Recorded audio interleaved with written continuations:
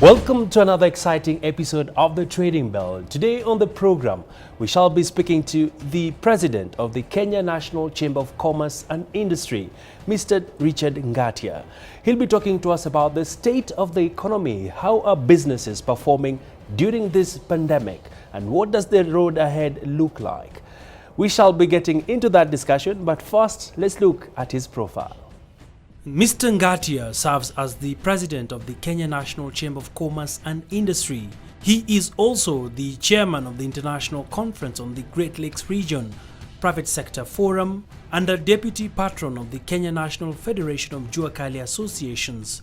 Ngatia has also served as a board member of the East Africa Chamber of Commerce, Industry and Agriculture. He also sits as a trustee for the Pubs, Entertainment and Restaurants Association of Kenya. He's also served as the Managing Director of Megascope Healthcare Limited. Thank you, sir, for joining us on the Trading Bell at the Exchange. Such a pleasure to have you on the program. Thank you very much, Mr. Agina, for having us. Thank you, sir. Well, Mr. Ngatia, it's a very important time in our history and as a country when we are seeing the economy is slowly bouncing back. This is after, of course, some relaxation of the containment measures by the government. From your overall assessment, how are we doing as a country in terms of the economic management? Thank you very much for that question. And let me say that the partnership between the government and the private sector has seen, the economy or preparations to opening the economy and growing the economy. We have seen the government coming up with stimulus package, which definitely is something that would come to support SMEs, particularly in terms of guarantees. So we as a private sector are really encouraging that also the banks to also be part of that program, because we have seen our members really, or SMEs, have had that problem of accessing finance. But now it's easy because the government has come to, to support by giving this guarantee scheme, whereby then the banks can have that appetite that, they can be able to lend out. And these guarantee scheme can come to support these SMEs to get this money without collateral. I'm saying that is a good mitigation. All right. And Mr. Ngatia, you have been on the front line when it comes to the fact that we need to do a business re-engineering so that we can drive the economy forward, even in the wake of this pandemic. How does the chamber plan to do this, and how are you working closely with the government? One of the things in terms of business re-engineering is to look at ways on how we can support SMEs, how we can support them in one, in making sure there's corporate governance. Number two is to make sure that we capacity build them, we train them, and prepare them for markets. And therefore, in partnership with the government, we are really looking at ways on how also, for example, SMEs can join different groups, different organizations, so that they can be able to be supported financially.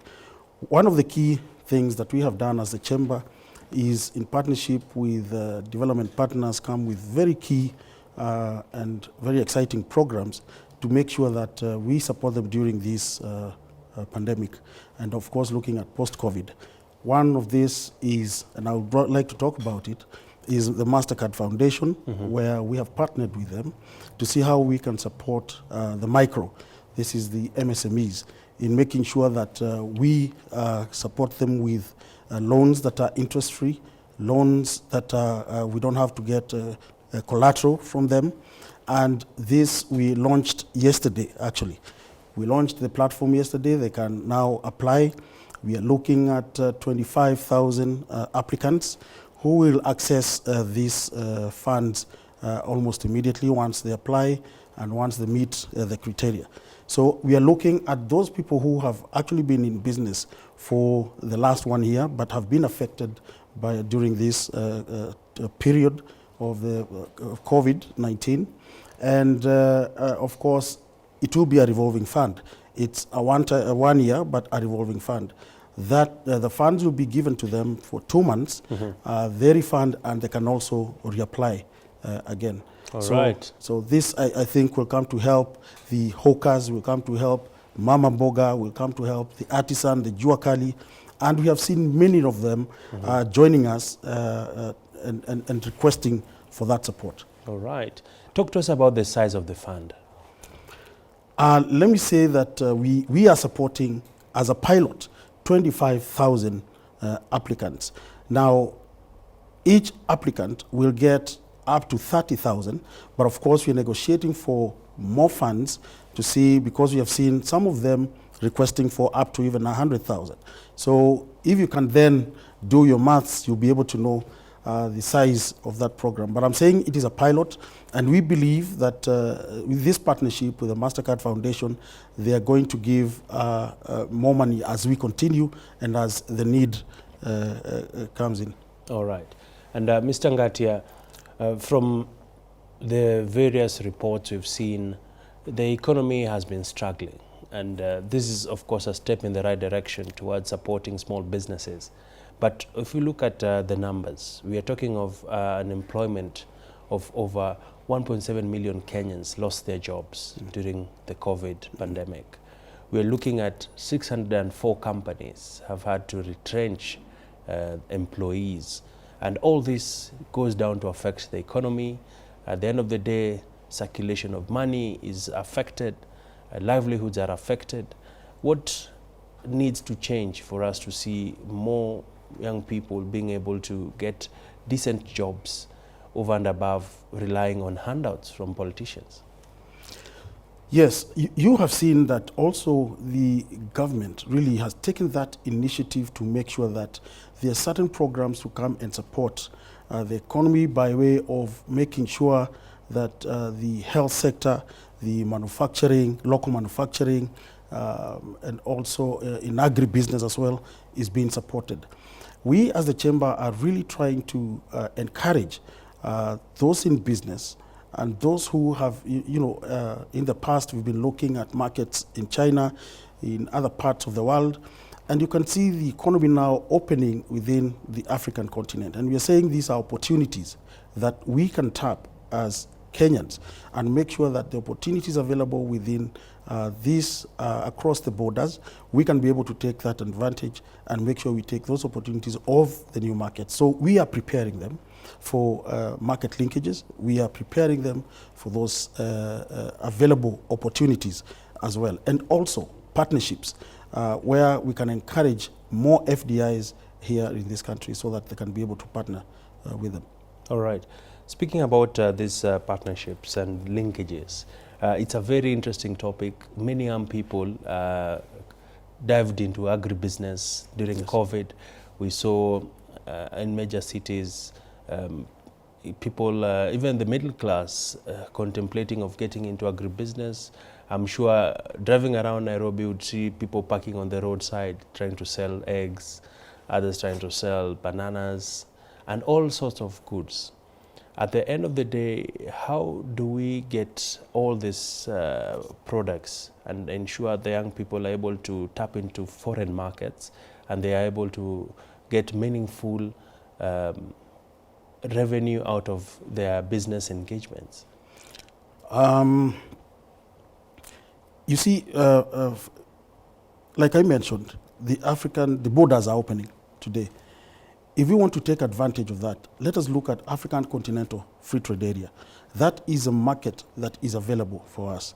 Now, we as a chamber, in partnership with development partners, we are able to come and support those in agribusiness, in agriculture, in various sectors, in aquaculture, to make sure that we capacity build them on a value chain.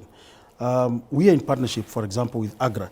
And AGRA will come and support them in terms of capacity building and value chain, in making sure that, for example, the three value chain, there's mango, there's bananas, there's dairy, and we support these people so that they can be able to understand how then can you be able to process, to pack, and how can you be able then to add value to your product so that it is attractive to the other markets. you look at, for example, the EAC, that's a market already. You look at the Great Lakes region, that is a market of about 400 million. And now you can see the US opening to Africa. That is already a market that we must tap in so that we can attract these partners, and also we can get opportunities within the United States of America as well. So those are areas that we need to focus and partner between the private sector, public sector, so that we can work together and really tap this market that is available for us. All right. And still staying with this issue, Mr. Ngatia, of course, intra-Africa trade has been growing over time. We are now talking of about 17% of intra-African trade. And all this present opportunities for SMEs, for entrepreneurs to supply different assortment of goods into the region. As a chamber, what would you like to see happen, especially when it comes to increasing our size of the pie, when it comes to tapping into the regional markets? What we want to see as a chamber, one, is to encourage, for example, local manufacturing. Let us encourage, entrepreneurs in this country, local entrepreneurs, local investors, to make sure that they can be able to manufacture goods locally, and therefore they can be also be able to add value and be able to sell, to tap into other markets over and above this country.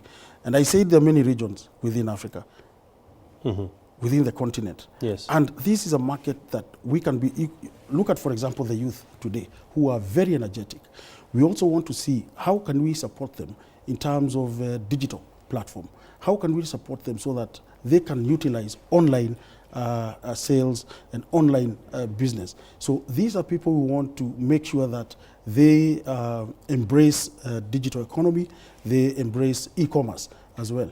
Those are areas we as the chamber would like to focus on and encourage both youth and women to focus in that area. And we can support them, and we are going to support them in that area. And of course, by doing so, this lifts the burden on the back of the youths who have been complaining of there are no jobs, they don't have access to markets. Talk to us about the ease of doing business.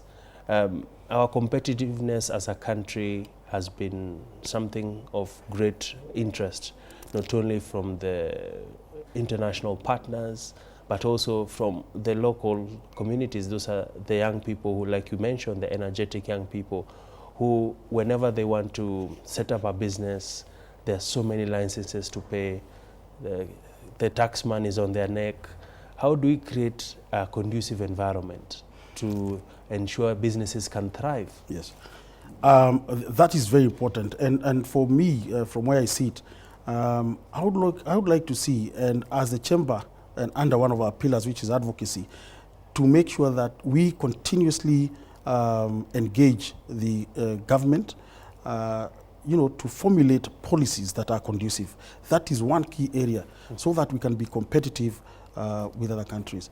You are talking of licenses. We have seen, whether it is in the counties, whether it's within the national government, there are multiple licenses, whereas you can collapse them and probably have just one license.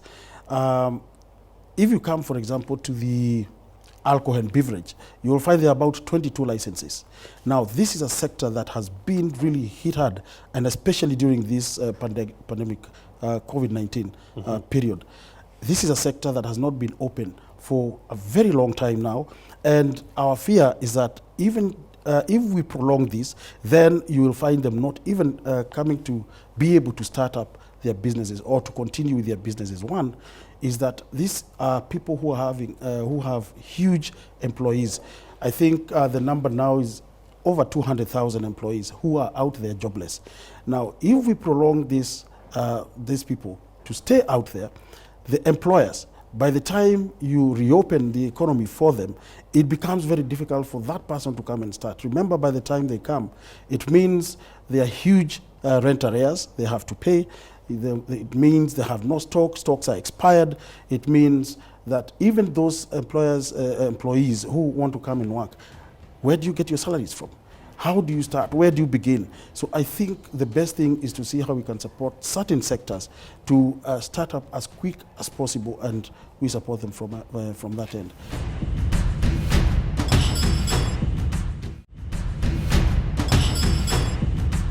There have been calls to the president to reopen bars and pubs, and of course the Ministry of Health is yet to fully give the go-ahead, and all this is dependent on how players in the industry respond to the protocols.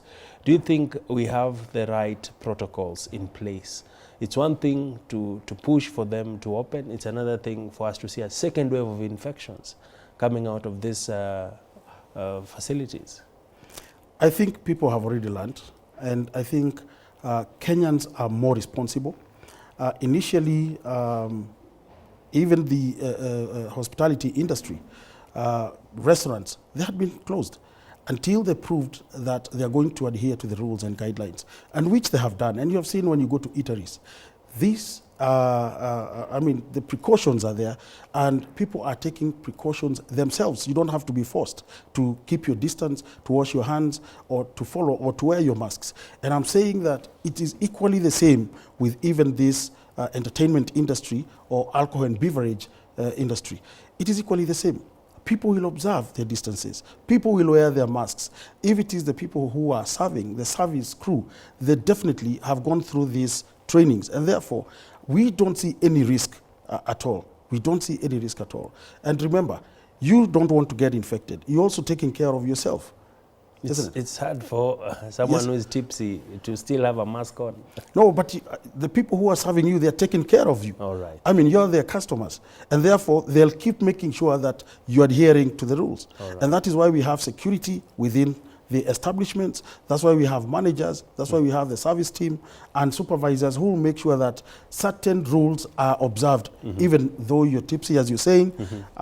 Yes, it's sometimes very difficult, but I want to tell you that Kenyans are now more responsible, and I believe they have committed. And we as a private sector also, and the chamber are saying, we are going to commit, and time to time, we shall be able to go around and capacity build them on what exactly they must do. All right. And as we come to the tail end of our discussion, Mr. Ngatia, the economists have said that reopening the pubs and the bars will give the economy a kick in the right direction. I don't know what this means. What does this sector hold for the economy? Of course, we have the value chains around the beer manufacturers. We have the people who are in the transport industry. All this had a big effect when this sector was shut, now running into over 5 months. Well, of course, this means that if you open up this industry and you extend the hours, of course, there are those people who want to work up to late hours. There are those who want to work 24. They are open 24 hours. And therefore, this comes to accommodate those people who are within the odd hours or the late hours. They come to eat. Others will want to go certain hours, 7 o'clock, 8, 9 o'clock, for meetings in such establishments. And therefore, it also attracts a lot of, for example, if visitors come to Kenya today, if you go to any country and you don't find anywhere that you can go and have your meal, and you're only having your meal within the hotel that you're staying, honestly, you don't want to go back to that hotel. And therefore, you want a different environment. You want to go somewhere that is open air as well. And you also want to socialize. And this is how business is also, business is also set by the private sector. People want to meet out there and exchange ideas. Where do you meet then if you can't meet over a drink? So again, I'm saying this can open up the economy, because also there's a sector that works that hour between 6 p.m. to 6 a.m. And these are people who want to support as well. And it's a huge sector, it's a huge number of people. And I believe, as you're saying, the economists, they're right. All right. Yeah. And Mr. Ngatia, my second last question is on how do we further empower the youth?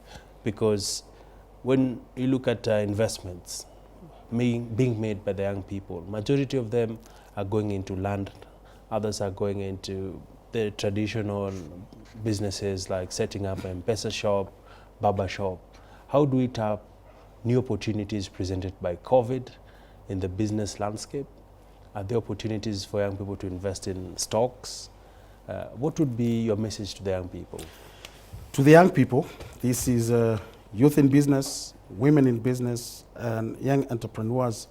I think earlier on you talked of business reengineering. And I think it is time we also now rethink on how to engage in business. You have seen the traditional way of doing business today is you get your pay, you get your savings, and you want to buy land. You want to buy land in Kajiado, you want to buy land in any other parts of the country, and for speculation, all right? And I want to encourage the youth, SMEs particularly, to come and also come and be part of this NSE stock.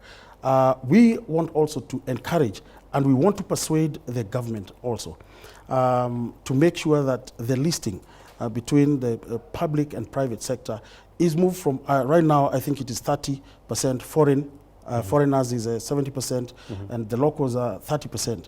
We want to push that and persuade the government it comes to at least 50-50, so that we encourage more people to come and join in. And I'm very happy today and encourage, under the new leadership of Kiprono Kitoni, I can see more people joining, more companies wanting to join the stock market and to be listed in this stock exchange. So I'm encouraging the government that let us have equal foreigners to come with, to have the 50%, and of course the local to have 50.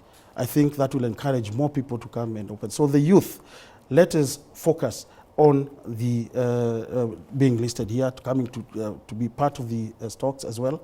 But other opportunities that are available within the chamber, the partnership we have with the Ministry of Health, and this is very important.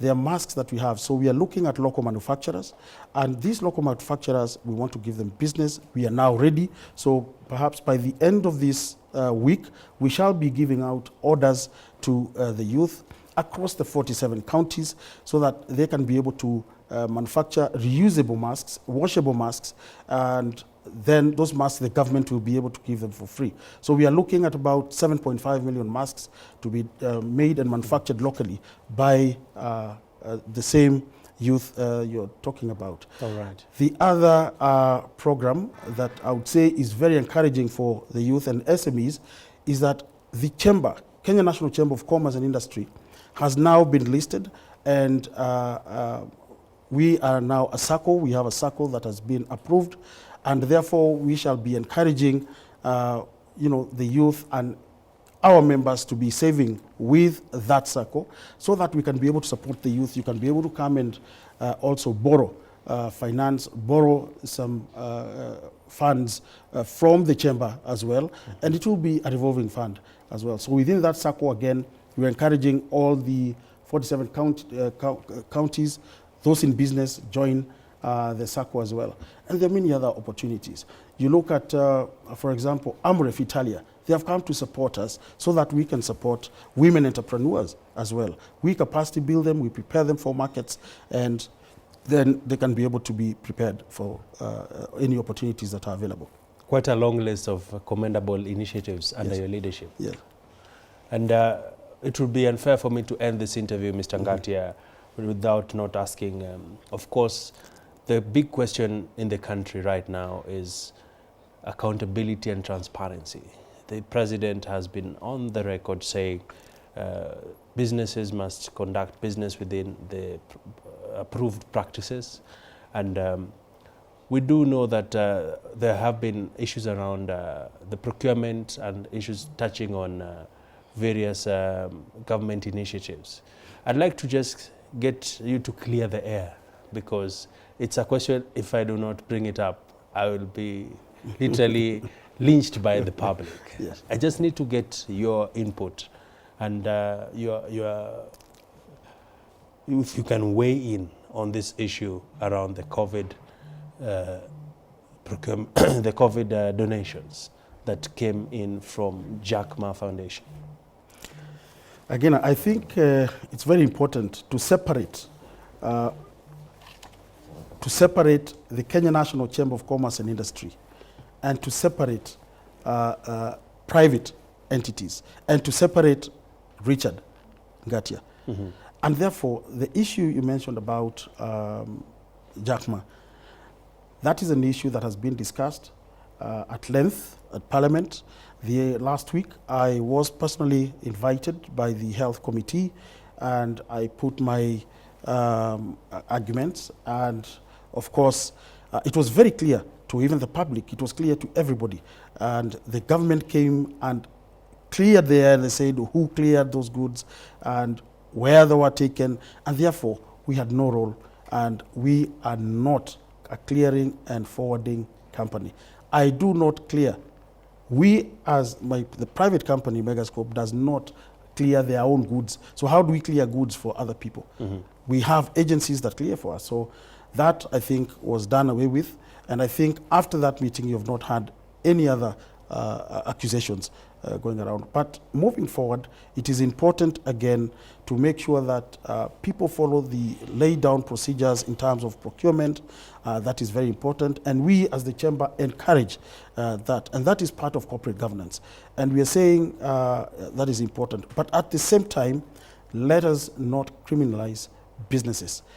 Let us not look at foreign entities as those entities that can only benefit in business in this country.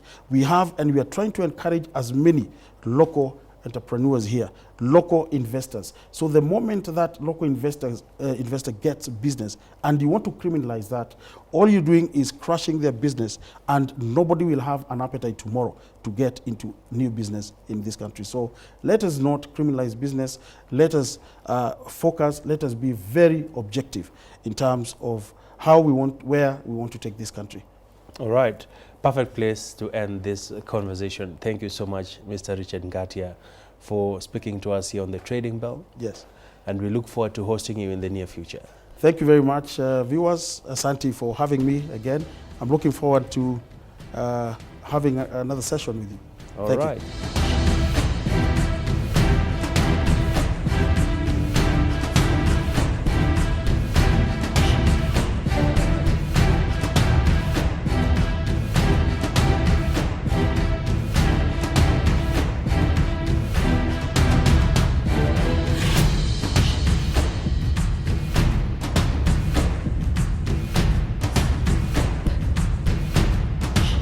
Well, that's it on today's episode of the Trading Bell. We do hope that you've been able to get some nuggets on some of the opportunities out there for the small businesses and what you can tap in to stay afloat during this pandemic. Remember, you can engage with us on our social media handles appearing at the bottom end of the screen, and we look forward to your feedback in our subsequent show. My name is Agina. See you next time on the Trading Bell.